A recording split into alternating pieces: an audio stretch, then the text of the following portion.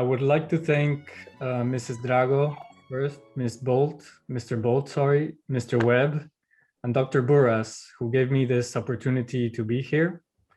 Also my friends from the Classic Planning Institute, Ms. Moran and Mr. Drexel for their support.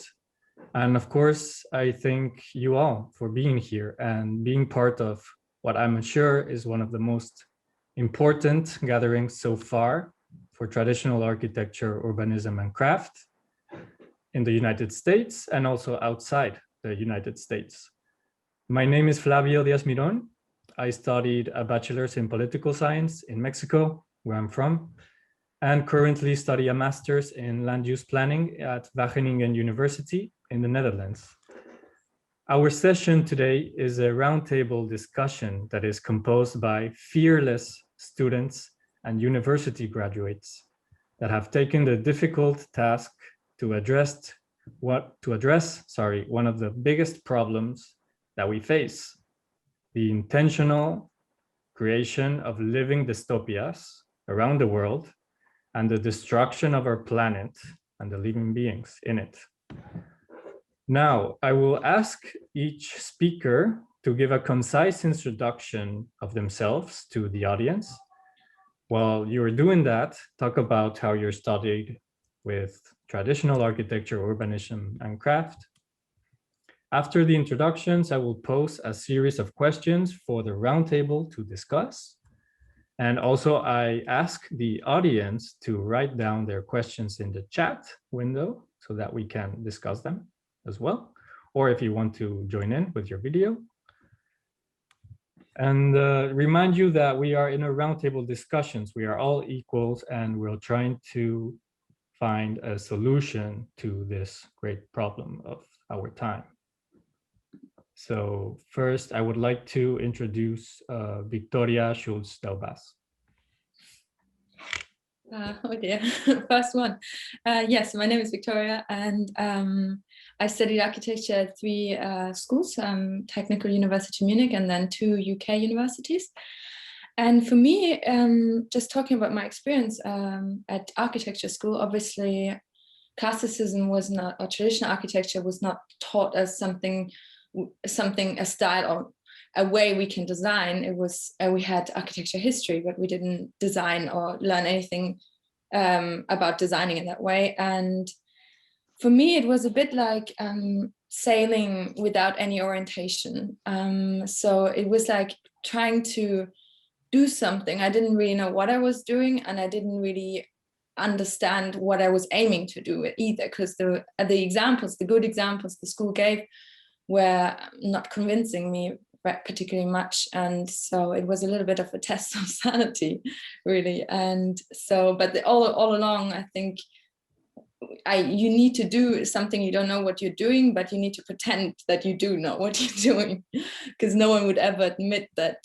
Everyone was so competitive, particularly in Munich. And so no one would ever admit that, I don't know if they felt it, but that they are kind of not sure what this is even about, and not seeing much value in this. And so at the end, so that was the beginning. And then towards the end of my master degree, I started focusing more and more on proportion and on rhythm in my designs. And that was because I got into phenomenology a lot, and also because I started taking all a little bit more sidelined modules that were not so streamlined from the main school. So I took architecture philosophy and anthropology and classes like that. And so my designs got more and more in that direction. And then people started calling them classical. And I didn't do that intentionally. It was more intuitively. And then I graduated, and there was the summer school of classical architecture. I heard about it in London, led by Lucien Steele and Clive Aslett and also John Simpson. So all of these people in the traditional architecture grew up in London, and I thought it might as well, if everyone already says it's classical, I might as well try. And that was kind of a real turning point. And then I started working. Ever since, I'm working for a small architectural design practice based in London, focusing on traditional architecture and classical architecture and Roman classical architecture particularly. And I also studied my PhD focusing on the sublime at the Princess Foundation. So those things are all related to me. Anyway, thanks. Thank you. Thank you, Victoria. Mr. Drexel? Hello, everyone. My name is Sebastian, and I'm very delighted to attend this event. Short introduction of myself. I'm an architecture student. I'm a year away from graduating, still a bachelor. I was born and raised in Mexico. And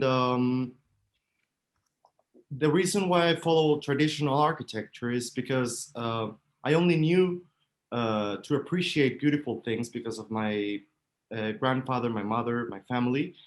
And we got to live in rural villages in Germany and once in Japan. And as soon as I entered university in Mexico, a very pretentious modernist university, a storm was inside of me trying to tell me that I was being fooled because we were practicing, parametric stuff and very complex stuff that you only see in dystopias. And that was very applauded and admired by the professors. So what I did first was escape university and left to Japan for 8 months to a rural village and started learning the traditional wooden construction in Japan, where I was the happiest human being ever.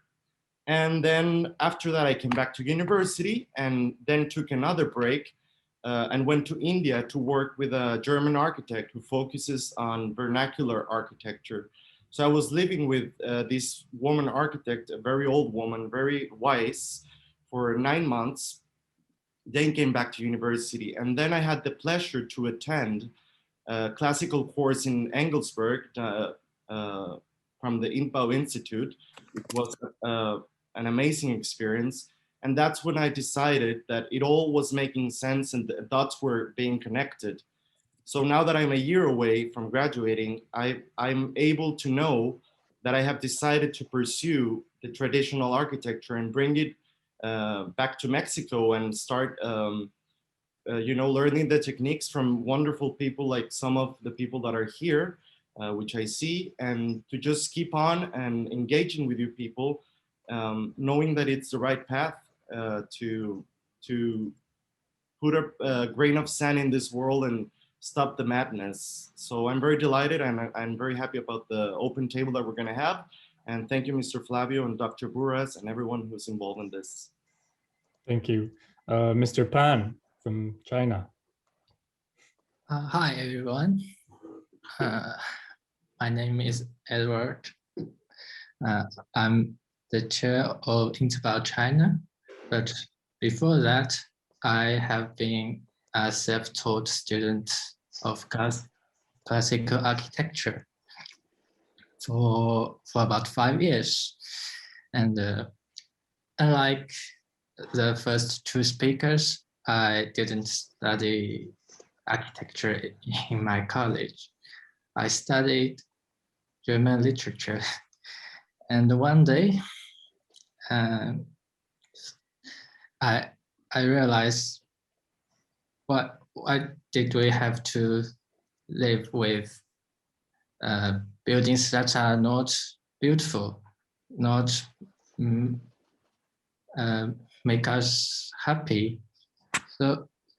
So right after that, I decided that I wanted to make beautiful architecture. But for a beginner, for a self-taught student, the beginning is always the hardest part because you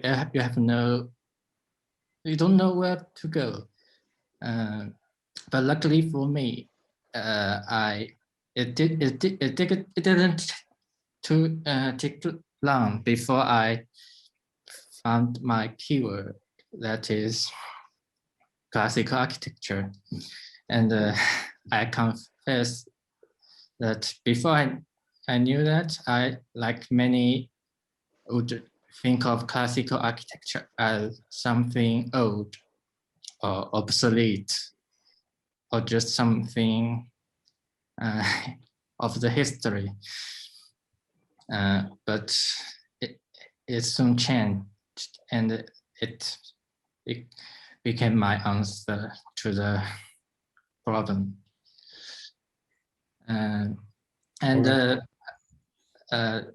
Also living modern East Asian, as some of you might be aware of, I don't have many great examples of great architecture to learn from, and the only resource I have is the internet, and the very internet we use today to have this gathering. Yes, and okay, yes, thank you. Yes. Thank you, Mr. Pan. Sorry, Miss Flora. Hi, my name is Flora. Thank you for inviting me to Tag 4. I'm 16, so I'm still in school, and I'm Franco-British. I live in Paris. I guess my interest in art started very early, and I've always done lots of extracurricular art courses. In 2019, I did a 2-week course in vernacular architecture in the Ardèche, so it was all like a medieval hamlet, and that was an absolutely beautiful setting.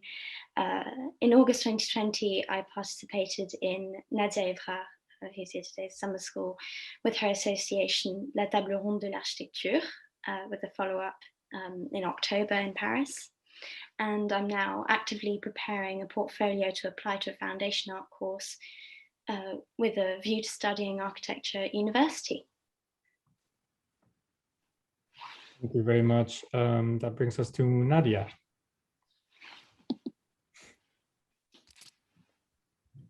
Hi everyone. So I'm the co-founder of La Table Ronde de l'Architecture, which is an association dedicated to traditional art and crafts in Brussels. I've studied architecture in Brussels and in London, and as many people here, I studied in both universities were modernist university. I moved from Brussels to London because it was sad and not very interesting. And at that time, I decided to start an internship at the AAM, which is the Archive of Architecture Moderne in Brussels, which is the creation of Maurice Culot. And it's there where I discover lots of beauty from Brussels. And this city has been and is still destroyed a lot. And I think that was the starting point of my thinking. And when I went to London, I met the TAG group in London. And I think they helped me a lot. I mean, craftsmen, but also architects helped me a lot to understand that I have an alternative. There is an alternative to modernism, something more beautiful and more durable.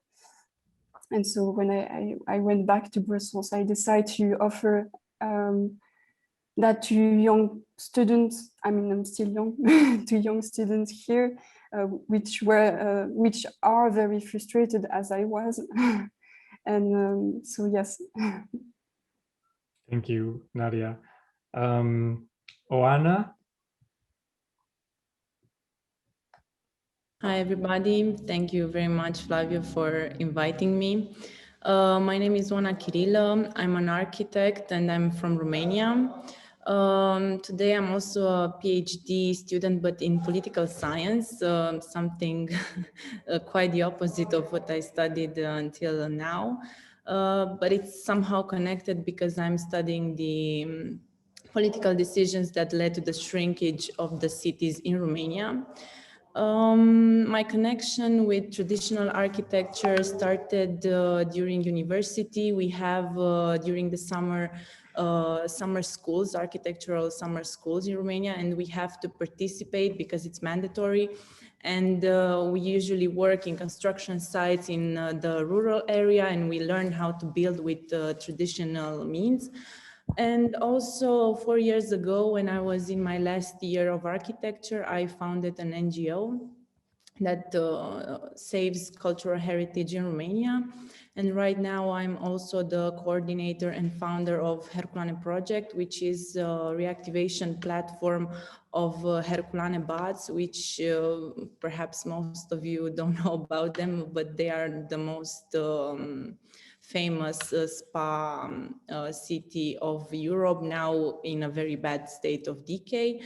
And I'm working alongside the team, trying to reactivate not only from an architectural point of view the city, but also from a social and cultural point of view. And that's all about me. Thank you. Thanks very much. Mr. Kotiev, your microphone is muted.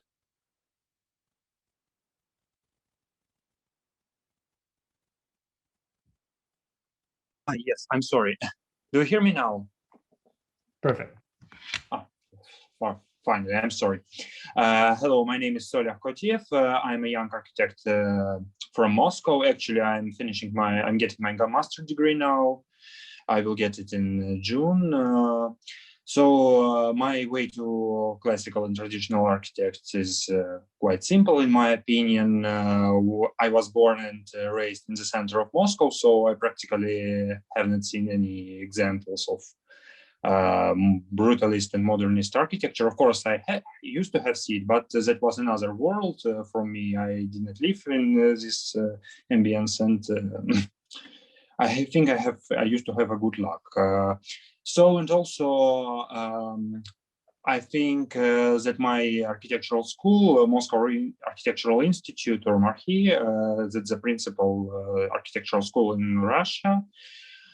Fortunately, the education there is based on, I call it some ruins of École de Beaux-Arts. So I mean that first year of architectural education there are based on teaching students some graphical knowledge, hand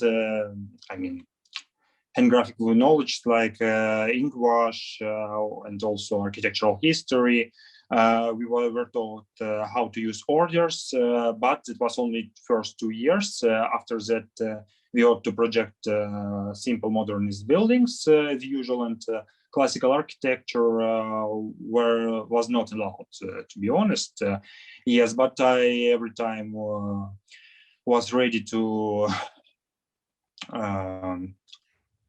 battle for my interests, and fortunately, in the first years of my education, I fought my professor, who is a great Russian classicist now. His name is Mikhail Belov.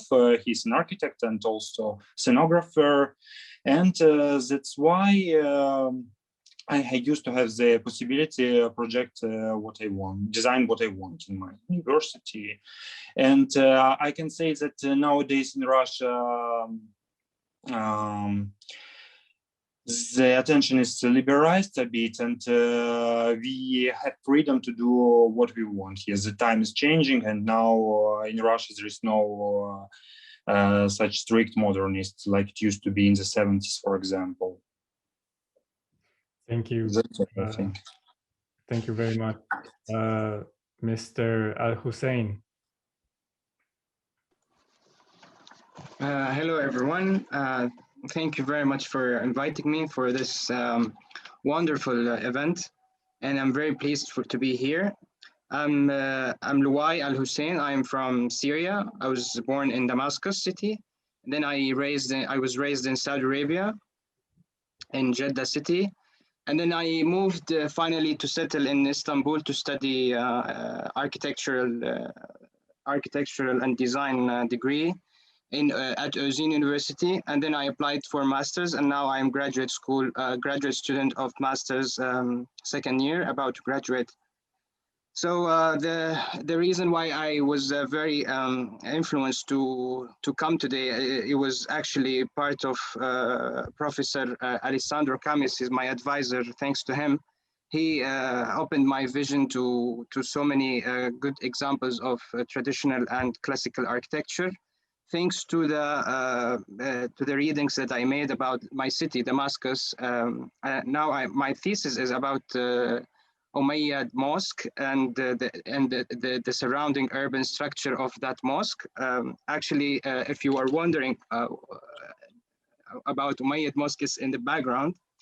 So yeah, when I had the opportunity to actually read about amazing stuff about this city and the Damascus city. I mean, I was actually going to Damascus for like summer, like during the summer. I was going to all these places, but I really didn't know its value until you know, this war happened, and I was away from Syria. So I couldn't go to the actual site, but I just kept reading about it and writing my thesis nowadays about Damascus city. So it generated for me this interest at studying more about the current situation and the way that these legends used to build such monuments.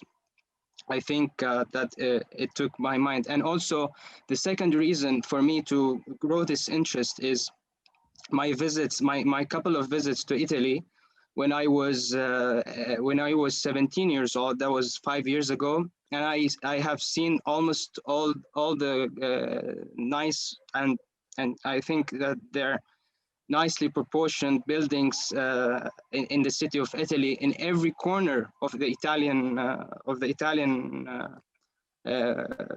peninsula.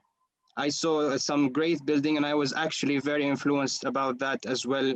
I unfortunately didn't had, like most of actually the students here, they didn't have much to see in their bachelor year and during their architectural degree, which I do strongly agree with most of the students. We didn't have the opportunity to look at these buildings in detail and to try to discover more about them. So thank you again for inviting me, and I'm very pleased to be here discussing with you. Thank you, Mr. Al Hussein.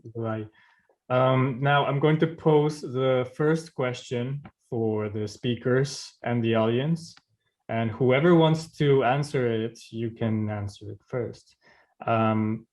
What factors should you consider when talking about traditional architecture, urbanism, and craft in the present and in the past?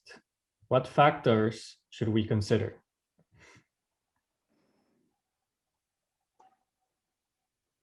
So whoever wants to answer can grab the microphone.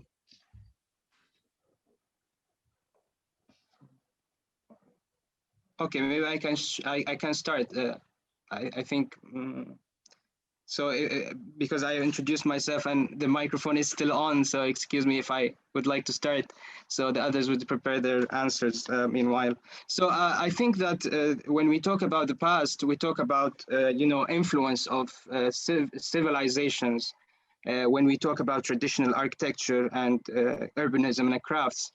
And I think that influence between the civilizations that actually brought up all these elements to different places, and they kept developing it. They didn't start somewhere. They kept developing the orders, the symbolic. Even when I search about Damascus, it's in the eastern Mediterranean city, but still it has the influence of the Roman, and it has the influence of other civilizations that have actually actually been in that areas.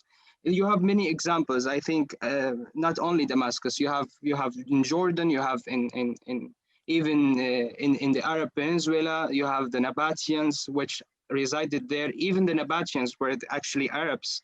They actually had the opportunity to grasp architectural heritage from the Romans, from the other, from Persians, from the other empires that were actually neighboring the region. And when we talk about the present, we talk about other things, which we talk about functionality. I think when we talk about traditional architecture, we talk about economy as well. We talk about politics, and these areas actually, they are extended to what we have considered in the past to be the influence. But back then, I didn't think and I don't think that the influence was actually some political influence, but it was more of a relaxed state where the influence was always happened. But now with the social media, with the extensive media that have actually brought us into live these days, we are not accepting it by smoothly. We're accepting it through different channels. So that's what I think, and I let the rest. Thank you very much. I can add something to what you just said, and on the factors that apply nowadays are one of the most important ones. I think it's to take in consideration the last 100 years and how the Congress, the International Congress of Modern Architecture, opted for cancel culture and to exclude people who did not agree with the principles that were specified in Ville-Savoie, etc. And up to date, that's what the professors in universities are inducing into students. And to go against that is to go against this very hard culture of postmodernism that came from the Bauhaus, etc. And how to go back to the crafts that were actually being practiced, but then they were transferred to welding and to more functional or more practical ways of craft that have made and still construct the buildings that are being built like crazy in every city in the world. So I can add that.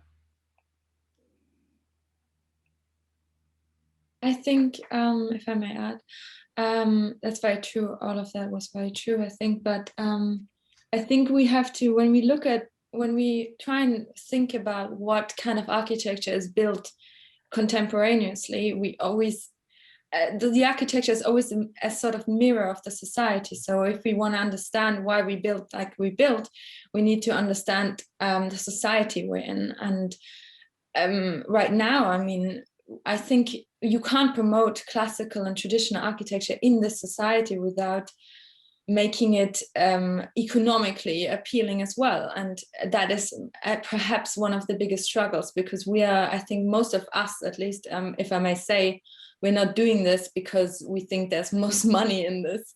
We're doing it because we're convinced that it's somehow, there's some truth in it, and there's some poetry in it, and there's just something about it that we value very much outside economic considerations. So I think we can't ignore this big obstacle that the pressure of being constantly creating profit, the pressure of constantly having to create profit sort of imposes on us.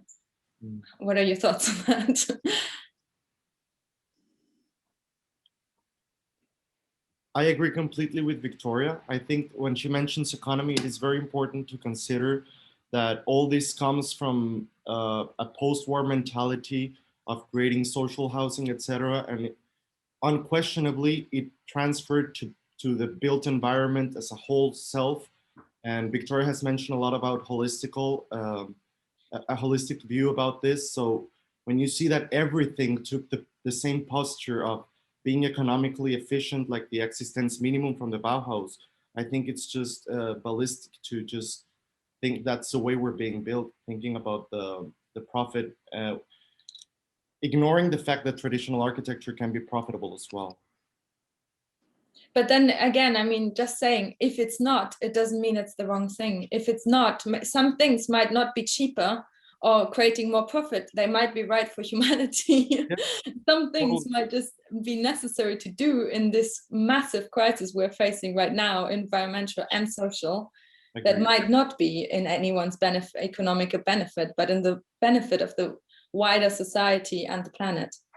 But I mean, then again, I think that should maybe come later in our discussion. Why do we propose this as also an architecture that is also sustainable? So maybe that is maybe further on in our discussion. All right. I think there's a question for. Sorry, did someone wanted to say something? Yes. May I? Yeah. Yes, Edward. Okay. Yeah. And also, I believe traditional architecture and classical architecture creates more jobs, if I may say that, because it takes so many industries to make what is essential to the architecture, to the good architecture, like mill workers, stonemasons, and many things else, and iron workers, you name it. Yes, that's my opinion. All right. I'll thank you. Our second question, yes, is what strategies can we use to facilitate the learning and applying of traditional architecture, crafts, and urbanism? What strategies can we take to learn and apply the valuable knowledge bases of traditional architecture? If I may say something about this, I think it's very important to be on site, on the construction site when learning about traditional architecture. For example, we in Romania, we have, as I said, the mandatory summer schools to attend, and we go there, and for 2 weeks or more, but we have to stay at least 2 weeks.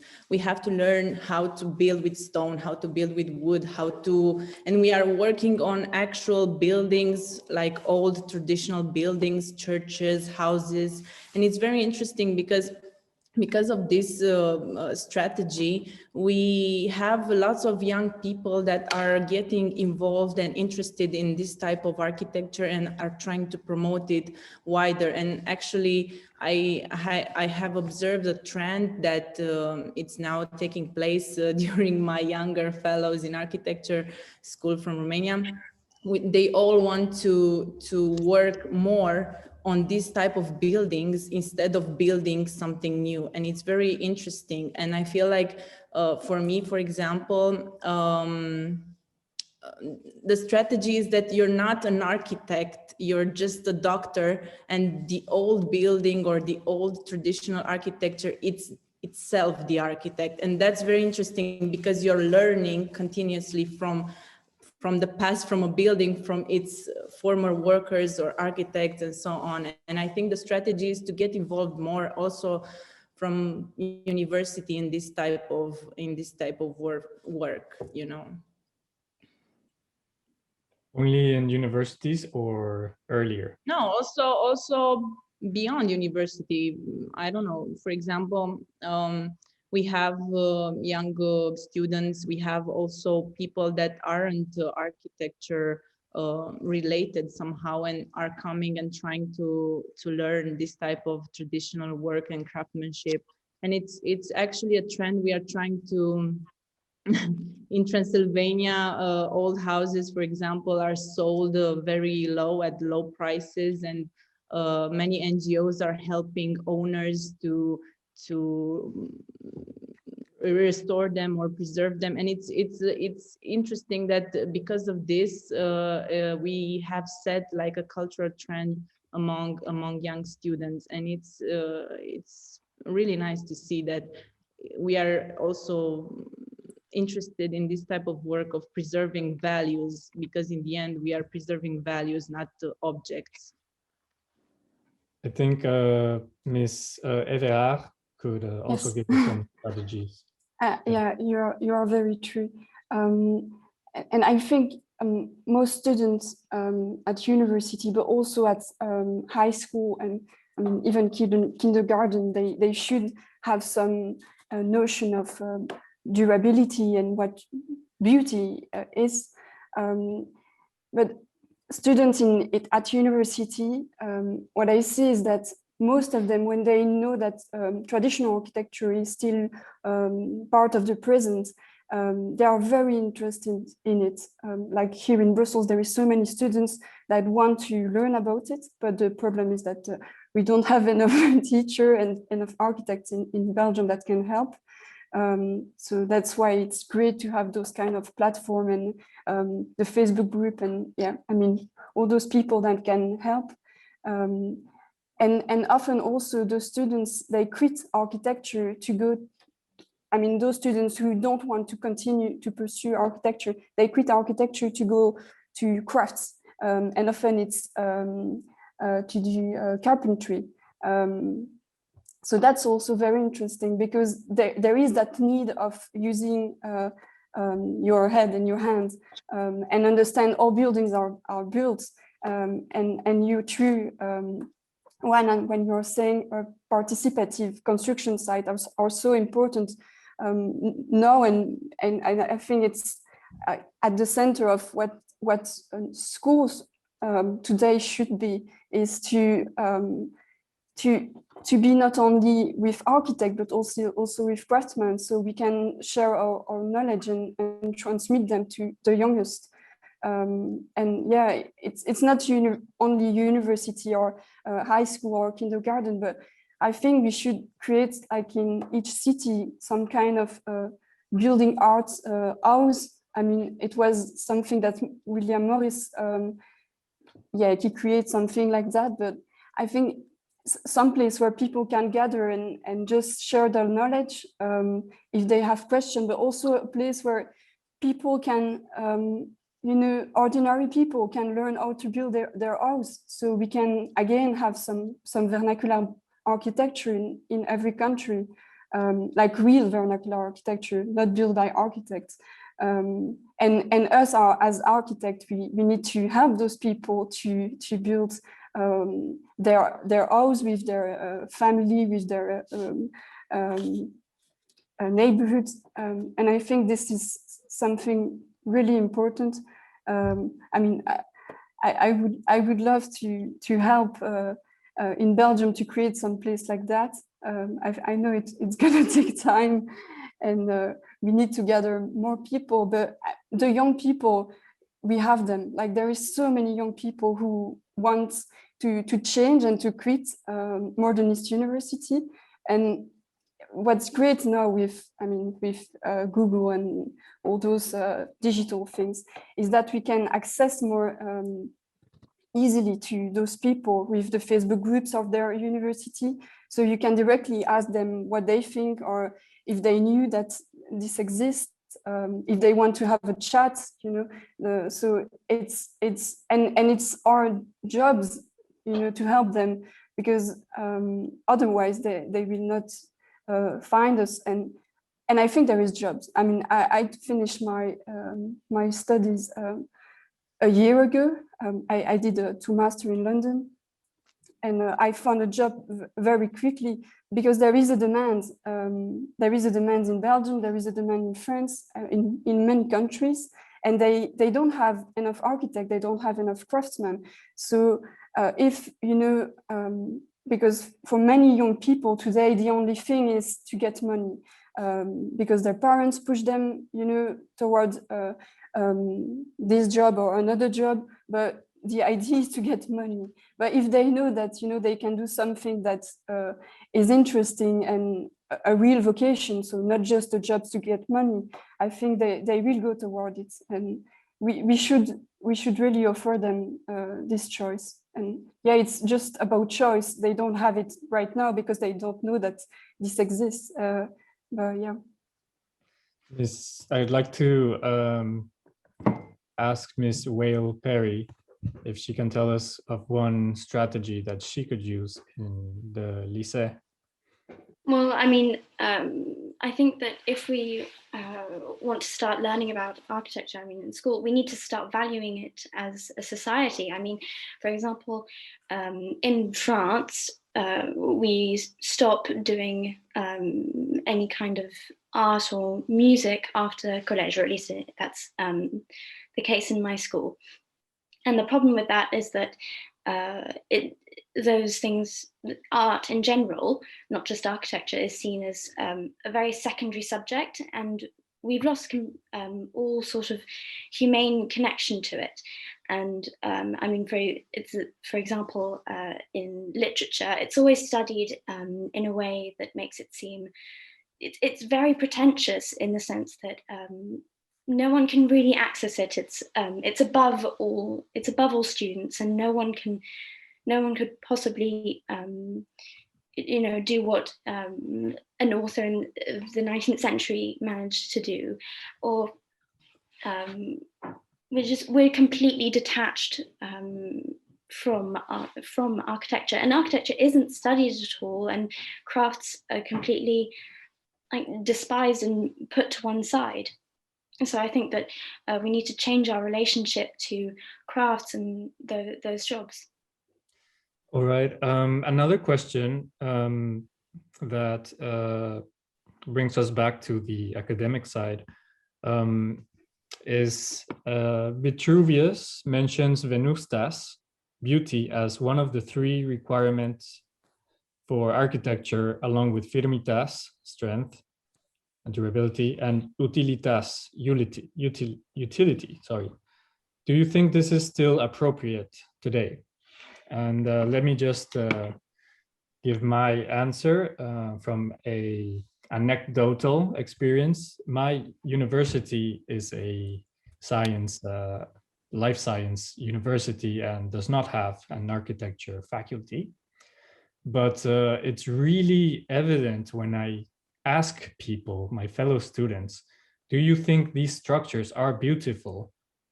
They don't hesitate. They say, well, why? Well, first of all, they ask, why do you ask that? Is that important? But in second place, they say, no, absolutely not.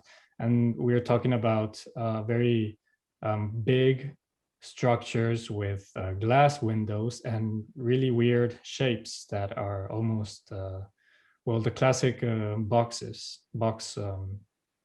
buildings that they are.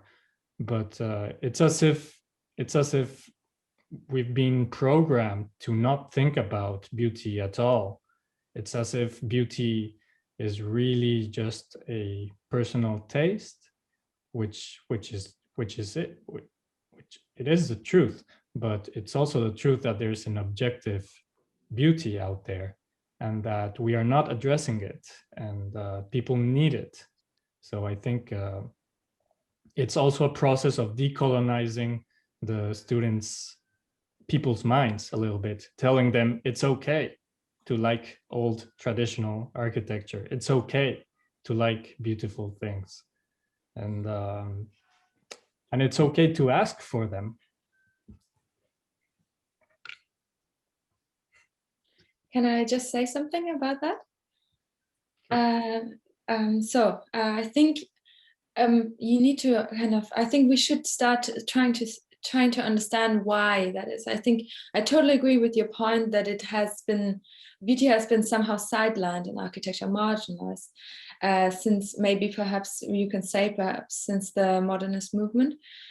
But I mean, it is perhaps at first glance understandable, because you would think, we have so many issues right now. We need to build social housing, we need to build cheaply, we need to be aware of this crisis that we're in, of the environmental crisis and so on. And I think our society would tend to look at technological solutions there. And so they would, I think it's kind of at first glance understandable that you would say, okay, an architecture response to this should not say, oh, I want to be designing a beautiful, pretty building.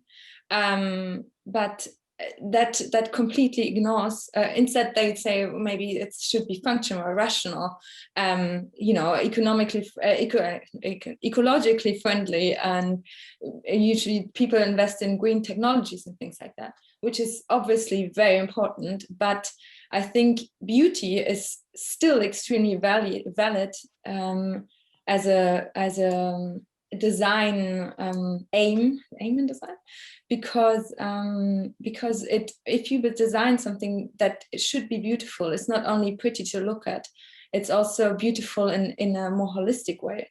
perhaps. And it is also something that we will care for as a society. If we have a building that, you know, a very old building that we always loved because it's so beautiful and so important to our culture, we take care of it. And we don't design it just to tear it apart in a few years. And the lifetime of buildings exponentially decreases the carbon footprint. So what I'm trying to say is, if the longer a building lasts for, whether it's because it is perhaps because it is cared for and because people do love it and maintain it, the longer it lasts, the better it is for our environmental crisis. And also, I personally believe, but that's a longer topic, I don't want to bother you with that for so long, but I personally believe that it can only be beautiful if it is also built out of resources that it makes sense for the location. It's all the whole idea of vernacular architecture. And I don't think a building that is out of concrete or bad, harmful resources to our planet, or sourced and from resources fetched from far away, exploiting people from the other side of the planet, or such things. I don't believe anything like that can ever be beautiful. It can be perhaps nice to look at, but it can't be beautiful. Thank you, Mr. Kotiev. We have, Yes. by the way, we have only 5 minutes left. So okay, I will really quick. I just wanted to say that I agree, of course, with Victoria. I truly believe that we can't this Trinity of Vitruvius will rest forever, and even modernist professor in my school every time talked about it. And the first thing, unfortunately, if we are talking about beauty, we, as well as we are humans, we can't go far from the subjective point. And that's why I think that the question of beauty is something big philosophical theme, and that's really hard to say. And I every time judge the architecture on its quality and not on the style. I think, for example, I think that good modernist project of, for example, Adalberto Libera is better than a classical project of Joe Ponti, for example. That's my opinion. That's all. Thank you. Thank you. I see a hand raised by Oana Shirila. Yeah, I also want to say something. I totally agree with everyone that spoke before me, but I also think that we have to look at the social side of these principles, because we as architects need to get out of the architecture field and go broader than that and start educating the society, because we have not only a responsibility towards it, but I think that we are, yeah, perhaps as responsible as, I don't know, politicians that make laws in order for our cities to be sustainable and green and so on and so on. And I feel like perhaps if we could educate better the non-architectural fields about these principles, and also about traditional and cultural heritage architecture, we would better preserve them. And I also want to say something else, because we have these questions in Romania now, and we are. But please be concise. Yeah, what we are building now. Yeah. What we are building now, it's going to be traditional in 100 years from now. So we have to also think about the new architecture. Okay, and if we still have time, I see Christopher Fagan, who is raising his hand. Thank you. So I'm based in New York. So from an American perspective, we have this issue with the executive order that was just enacted and then reversed regarding kind of fighting a battle over style. And I'm glad that in this group, we've been talking so much about the substance behind our buildings, you know, how they're built, what they're made out of, more at the atomic scale, which I believe generates style. I think that's essential to everything that follows. And what I would say is I'm very involved in the AIA, for better or worse. And I think that it's important that we hold our ground, but also that we find in an alternate strategy that we find common ground with the mainstream and with the public. And my feeling is, you know, if I had a voice at the AIA one day, I would simply pose the question that if we were to build truly sustainably to really reduce our life cycle energy cost, and if we were to truly listen to the public input in our design, I think we would arrive at buildings that are very traditional in their form, in their matter that they're made out of. So that's kind of the path that I'm taking, is how to engage with the mainstream and find these footholds for our values to come through. Thank you. Alejandro R. Planas.